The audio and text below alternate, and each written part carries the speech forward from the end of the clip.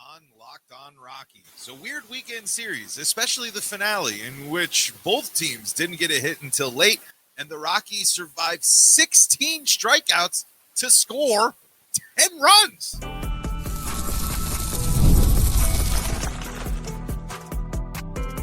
You are Locked On Rockies, your daily Colorado Rockies podcast, part of the Locked On Podcast Network, your team every day.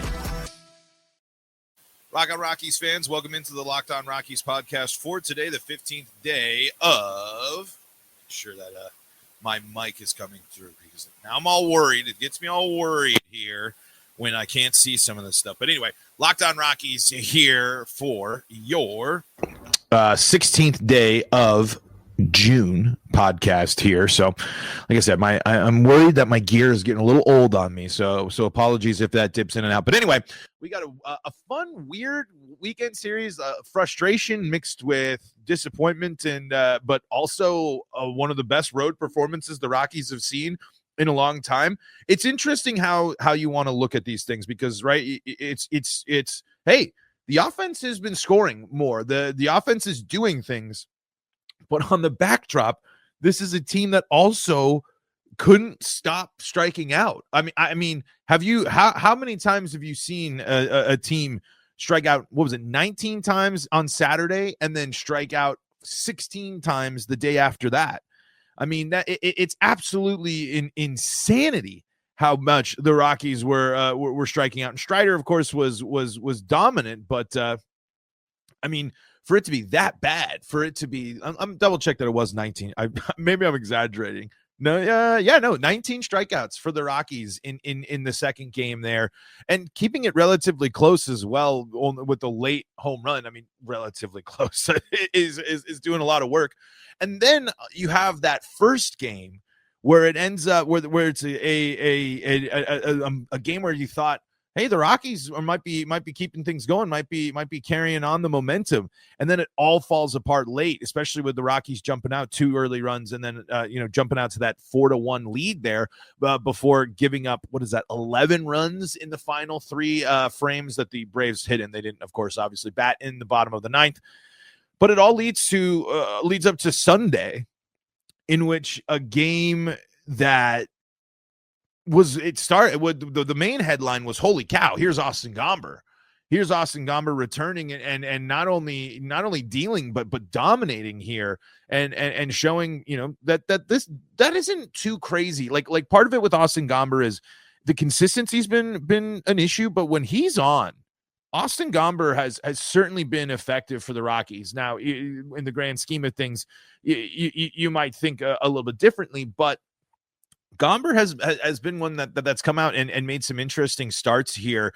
and to go out and do what he did, I mean, he was awesome in this, and something the Rockies really needed to survive in this game and in this series, as they were going down on strikes again. 4 strikeouts over 5 innings pitched, 2 hits, only 1 walk, no earned runs there. He was really looking solid. Came back into there looking healthy, looking confident, looking comfortable. Of course, there was probably some people saying, why did they take him out? Of course, remember, this is his first start back in a long time here. Interesting pitching news that comes up with that. Kyle Freeland heads to the IL. Feltner gets added to the 60-day IL. So that's going to be a longer recovery there. Freeland's out now for a 15-day IL stint. And now Palmquist is back up there. So, I mean, good for Palmquist to be able to get some more action. But unfortunately, Kyle's got a back issue he's got to deal with there. But an encouraging sign for the Rockies starters is this Austin Gomber and what that will look like going forward. I mean, I think there's going to be an interesting situation here, I think, for Austin Gomber when it comes to the Rockies and what they decide to do, if they're going to keep him around to hang out with. But Austin Gomber, I was trying to dive in to see if there were dramatic road and home splits, and there wasn't anything too crazy that jumped out at me over the last few years. But other than, I believe, last year, he has been more successful on the road, and the pitch, he's some of those pitches that require a little bit more of that movement might work a little bit better on the road. So I'm wondering if Gomber has a strong month and teams start and maybe call about him, and if you're the Rockies, do you entertain that? Because if you get Feltner, or not Feltner, if you get Freeland to come back, you can keep Palmquist up there as well. I mean, you have some options here.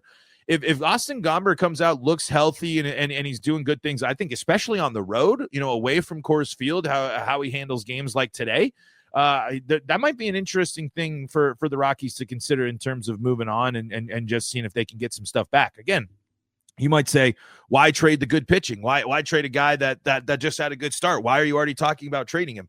Context of the season, right? I mean, as much as Austin Gomber was great today and might have some other solid starts, if teams are interested, if you can get a couple of guys, if you can get some prospects here, might be an interesting thing to flip and turn, as teams are certainly going to be looking to be adding pitching when it comes to the trade deadline here coming up in about a month-ish. The next month will be a very interesting one for the Rockies in terms of player performances and what they mean. I mean, how do teams value Ryan McMahon, who has a great game in this series, gets a golden sombrero, and then in the finale hits a huge home run? And that's kind of like this series for Ryan McMahon is kind of the in total if you could take a slice of Rymac's career, this series would be a pretty good example of it. Man, when he's on it, dominant game changer, can contribute to the offense and on the defense. Bang, awesome. He can also strike out 4 times in the game, and what I think it was 6 strikeouts. Was it 5 to 6 strikeouts in a row for Rymack following the golden sombrero day before hitting the home run? So these next few weeks are going to be an interesting look to see as the Rockies are playing better ball, playing more competitive ball. The record continues to be, part of a huge factor. Obviously, it's part of it. But if you're going to start breaking down and start looking at the Rockies of late and start looking at them, in the month of June versus how they were in May, you might be getting a little bit more intrigue for some of the activity at the trade deadline. As again, this is a season that is already well off and well lost here, but.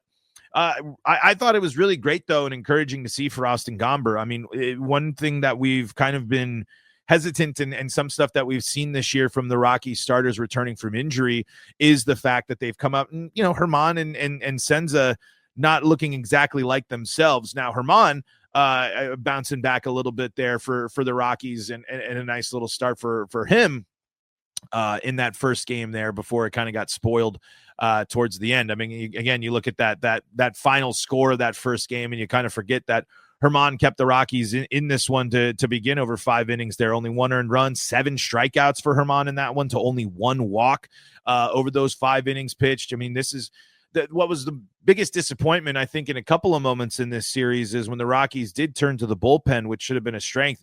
It unfortunately fell flat. And I think sending Zach Agnos down to kind of reboot and reset is a good idea. Obviously, he wasn't a part of the meltdown here. It was with Bird, Vodnik, and Rolison being the Rockies pitchers used following Herman Marquez there. But it's good to see another Hermman start where he's efficient like that, getting those strikeouts, racking those things up there. We talked last week about my hesitations with Antonio Senzatella, but I think that's one of a good strength of kind of maybe playing this long game with Austin Gomber and letting things pan out the way it did, able to take the mound and looking good, at least in the first start. Of course, like we preach all the time here, consistency. That's going to be the main thing here, especially with a guy like Austin Gomber, who has had great flashes, but has certainly also had some missteps as well. So, so I think that's kind of some interesting stuff. The starting pitching in this series was a good bright spot for the Rockies in here. Chase Dolander getting another start in here, and it wasn't too bad for him there. Got beat by good players in certain situations. In like I said, it's tough for Chase when you're looking at it, where it's like, you look at the Rockies record, you look at it, it's a loss and everything. It's kind of lost in it. You look at the high ERA, but it's a young guy who didn't have a ton of minor league experience going through it up at the top level. But over 6 innings, 3 earned runs, 3 walks, 4 strikeouts. The home run, of course, was that Acuna that hit the home run there? Yeah, Acuna hitting that big blast there. Ronald Acuna Jr., really good. Beat the rookie guy, but I think a good takeaway, even as it's a series loss, the starters kept the Rockies in these ball games more often than not, giving them a chance. Of course, when you're dueling Spencer Strider on the other side, if you're Chase Dolander, it's a little bit different story there when he's racking up 13 Ks over 6 innings worth of work, allowing the 3 hits and only 1 walk there. But at least when we're talking about things and signs of improvement, things to be encouraged by, that is one of them. It is the fact that this team's starting pitching is out there improving here. But of course, one of the big headlines from the second loss of the series was the Rockies now have the worst record through 70 games in the modern era, passing the 1932 Boston Red Sox, who were 14-56 for the worst 70 game mark since 1901. And the Rockies, of course, setting a team record for a 9-inning game with 19 strikeouts, also a record for Atlanta pitching as well. 19 strikeouts, man. That's one of my let's not forget the good stuff that happened. Let's recap some of the good stuff, but we can't ignore the strikeouts. Let's do that coming up next on today's episode of Locked On Rockies. Before we do that, though, got to tell you about the folks that help make this show possible, and that includes Open Phone. If you're running a business, you know that every missed call is money left on the table. Think about the last time you had a service emergency, like a burst pipe. If the first plumber didn't answer, did you wait? No, that's why you call the next one. That's why having a reliable business line is so important, and that's why you need Open Phone. Open Phone is the #1 business phone system that helps you streamline and scale customer communication, all from an app on your phone or computer. You don't have to juggle multiple phones between your personal and your business. This is going to solve that instantly by putting it all on one app. Easy, simple. Stop. Oh, did I give this person the right number? Oh, man, that's my personal. I probably shouldn't give them that. Don't have to worry about it. Your whole team can share one number and respond to customers like a shared inbox. No more who's handling this. And the AI agent handles after-hours calls, answer common questions, and captures leads so you can never miss a customer again. Open Phone is offering Locked On Rockies listeners 20% off your first 6 months at openphone.com/LockedOnMLB. That's OPENPHONE.com/LockedOnMLB. And if you have an existing numbers with another service, Open Phone will port them over at no extra charge. No extra charge for a big time service there, because you know how important your phone number is as well. Don't want to have to restart there. Open Phone, no missed calls, no missed customers. Locked On Rockies back here for segment number 2 of today's episode of Locked On Rockies. Thank you so much for making us your first listen of the day. We're free and streaming on your favorite streaming services, bringing you your daily Colorado Rockies talk. Shout outs to all the everydayers leaving their comments here in the Locked On Rockies YouTube comment section, even the ones that aren't super positive. But hey, hard to be positive here with some of this stuff. And this includes a question from the comment from Alex Brannon. Why is everyone so obsessed with Monfort and negativity? There's been so many positive and good. For example, 150 strikeouts are no longer on the roster right now. They're top 10 in hitting every hitting category and top 3 in several, which are major improvements. 3rd in OBS at the time of production. Figure out the rest for yourselves. Schaefer seemed to have an aha moment in the Giants. Everyone was hitting and getting on base. Replicating the Mets and Giants lineups will prove to be Schaefer's biggest challenge. Example, Goodman hasn't gotten an at-bat after Keaston Hiras gets a 2-out single. That's why he's been starting. And Hiras' best ABs have been 8th, 9-inning, and 1-run games. But Arcia, Estrada, McMahon, and Hilliard draws walks. Very interesting and positive things that explain Schaefer's lineup. Reflection of minor league coaching experience. But yeah, Monfort, weird.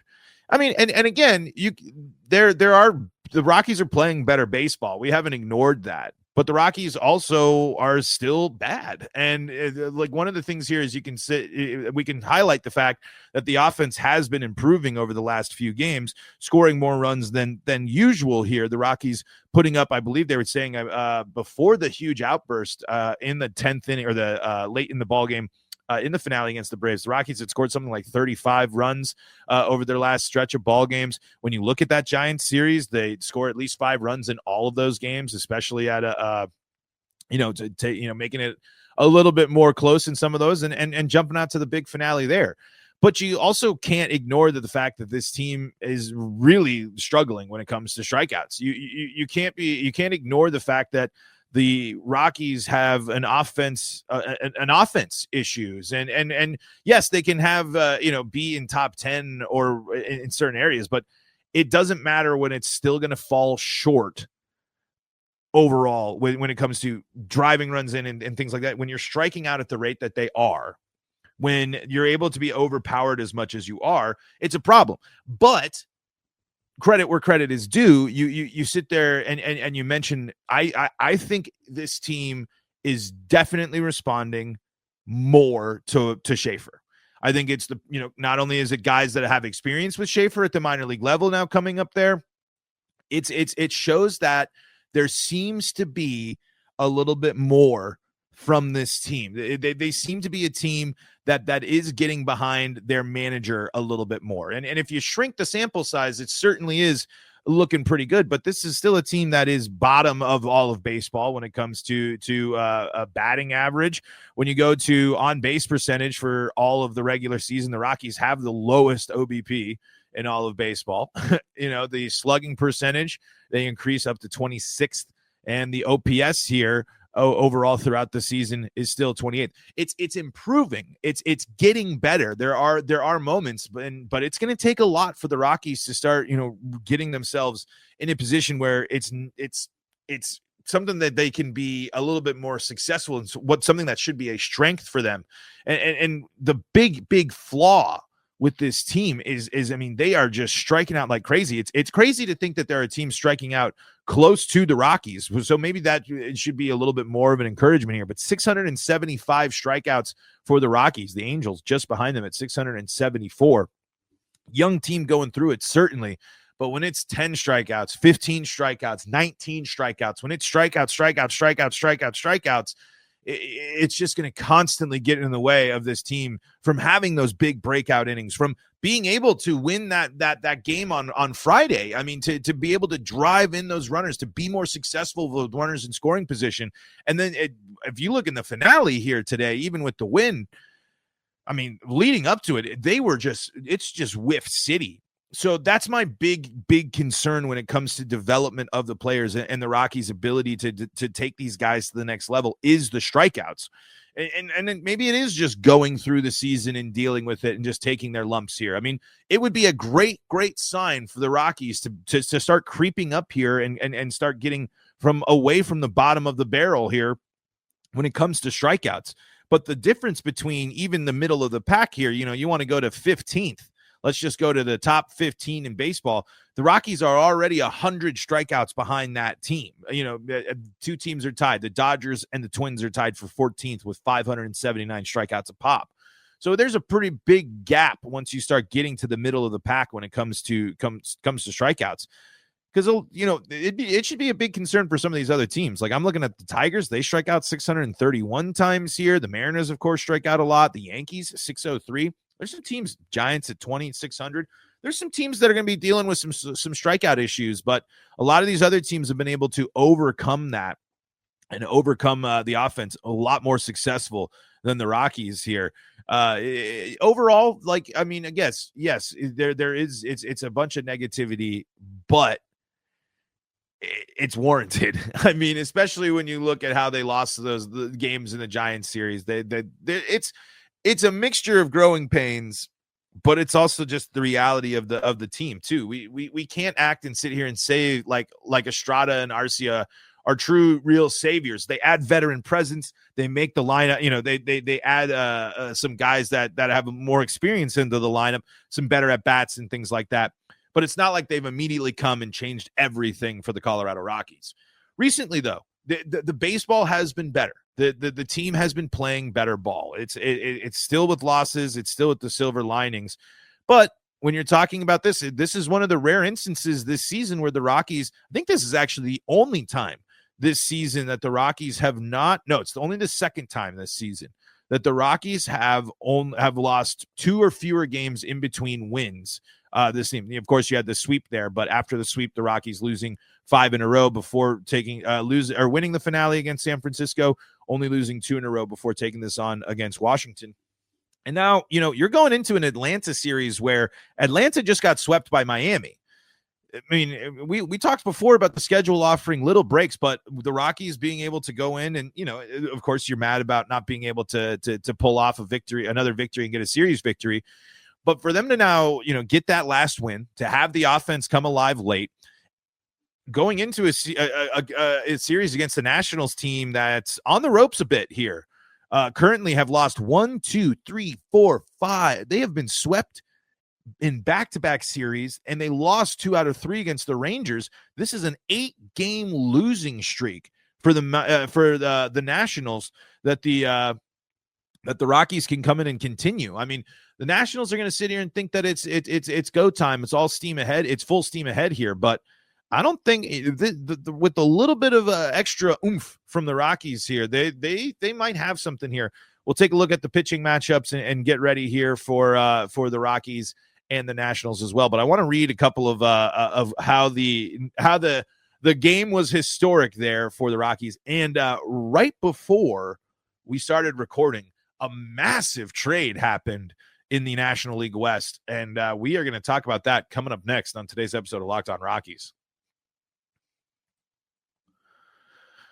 Before we do that, though, got to tell you about the folks that help make this show possible, and that includes Supply House. Get the supplies you need from the site made for the skilled trades, Supply House. Whether you're in plumbing, HVAC, or electrical work, Supply House is the reliable way to order products online. Their easy-to-use website is packed with helpful resources and the latest product info to help you get the job done right. Plus, with a complete inventory of over 200,000 parts from over 400 top brands, you'll find exactly what you need delivered fast from coast to coast. If you need help with an order, Supply House offers expert support and industry-leading service, so you'll always talk to a real person. And for trade pros looking for an extra edge, their free Trade Master program offers exclusive perks like a dedicated phone line, free shipping, and discounts on every order. Thousands of skilled professionals are already taking advantage. Now it's your turn. Join the Trade Master program today at supplyhouse.com/TM and start ordering plumbing, HVAC, and electrical supplies with just a few clicks. Plus, use promo code SH5. That's promo code SH5 for 5% off your first order. That's supplyhouse.com. So, folks, right before we started recording here, the Giants are acquiring Rafael Devers from the Boston Red Sox here. Big-time move here. And, man, the Red Sox playing the Giants in San Francisco on Friday. This is very, very interesting. Kyle Harrison goes to, Jordan Hicks, Kyle Harrison, and more. That is fascinating.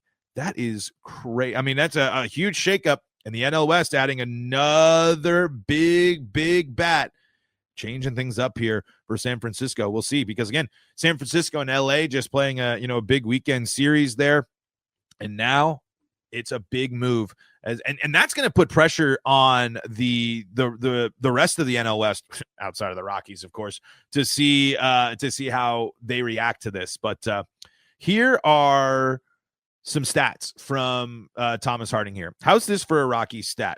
Today's 6 runs in the 7th inning against the Braves are the most in a single inning on the road since June 2nd, 2023 at Kansas City.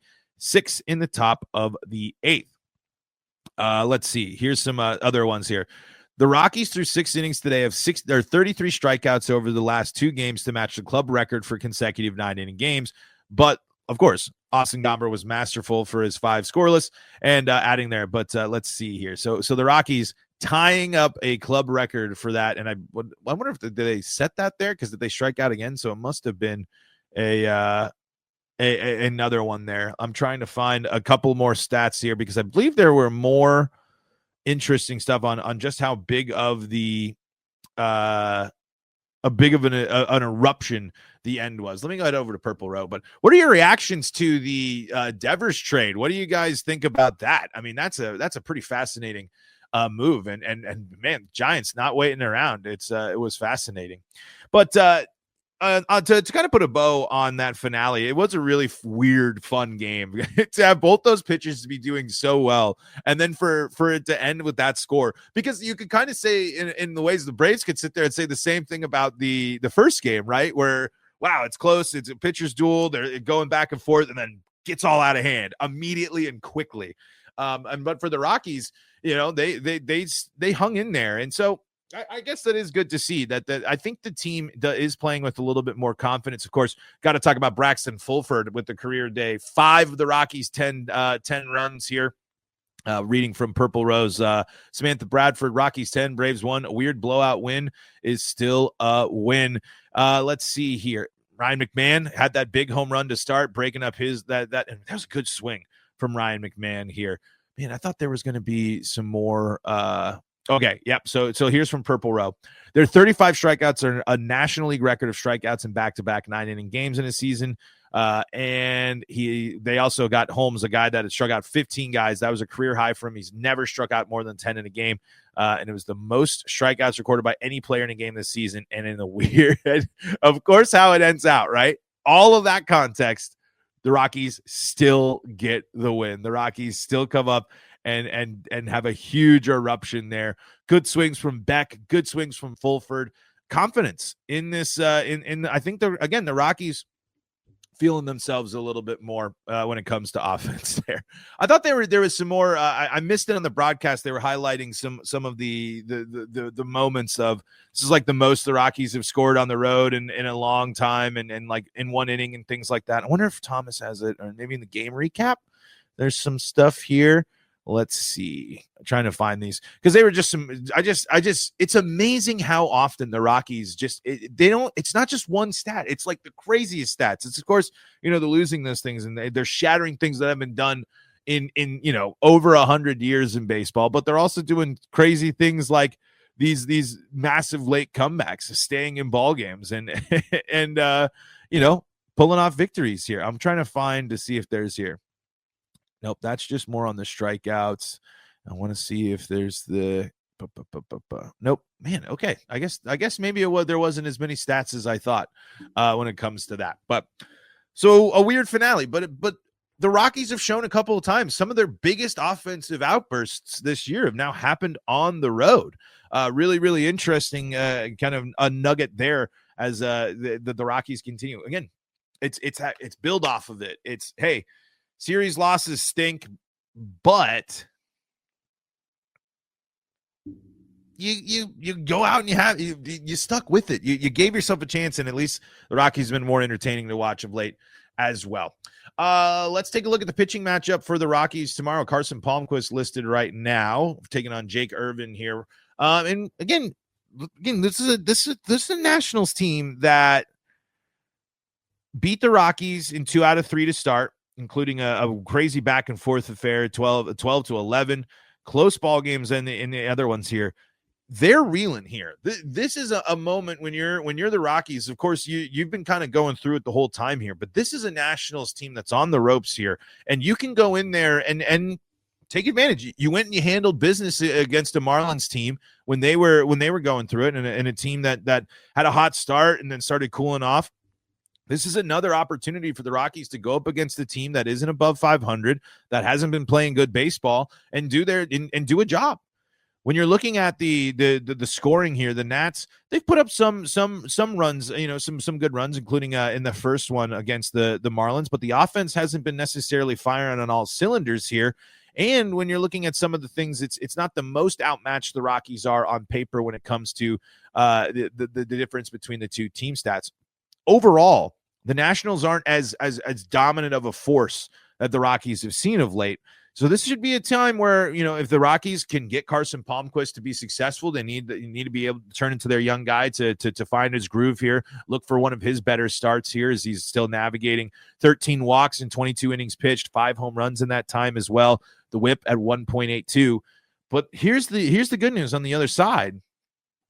13 home runs allowed by Irvin in 83 innings pitched, 25 walks to 54 strikeouts, not overall dominating a bunch of people, a 4.21 ERA, 1.25 whip, nothing that makes you sit there and go, to really be like, whoa, boy, here we go. There's no Strider in at least this first matchup here, but you got to be worried about how the Rockies can handle that strikeout and handle business there against the team that the Nationals need this series, right? The Rockies, they can play loose. They can play a little bit more with nothing to lose here.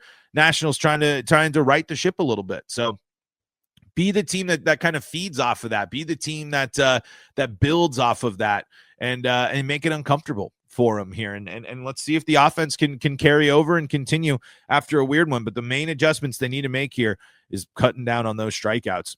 So a weird weekend of baseball, but 10-1 victory on the road, getting and avoiding the sweep, minimizing the time in between wins. Small victories, as well as 1 out of 3 victories for the Colorado Rockies. We'll be rocking and rolling. Hey, quick brief announcement about the show here. I'm going to be out of town, so the show will be taking a brief pause later in the week.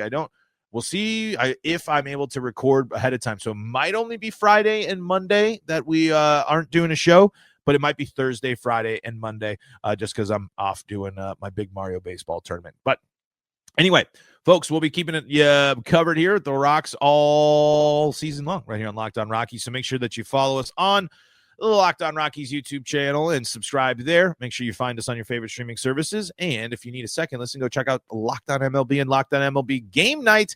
And of course, if you need more Colorado sports coverage, Locked On Broncos, Avalanche, Nuggets, and Buffs, all free and streaming on your favorite streaming services. Until next time, I'm Paul Holden saying so long from the Locked On Rockies podcast.